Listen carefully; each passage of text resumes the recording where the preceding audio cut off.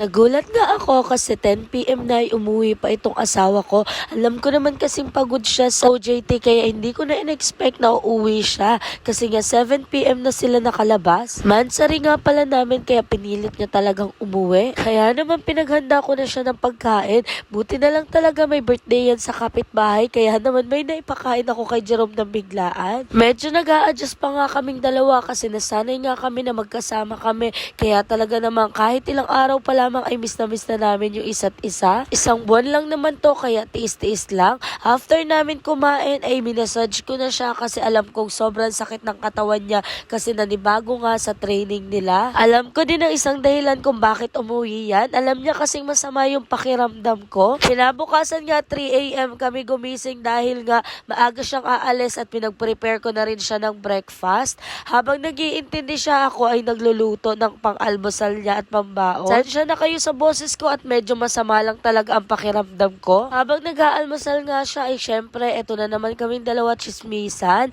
Kumain lang siya ng kaunti at nag-intindi guys kasi nga kailangan niyang bumalik na ng maaga kasi meron silang jogging ngayon. Kaya naman nagpaalam na rin siya and uuwi din naman siya sa Friday. Mga 4 AM na nga pala ito nung umalis siya. Kung hindi ka pa nakaka-follow guys, makiki-follow naman ang aming account. Thank you for watching. See you on our next video.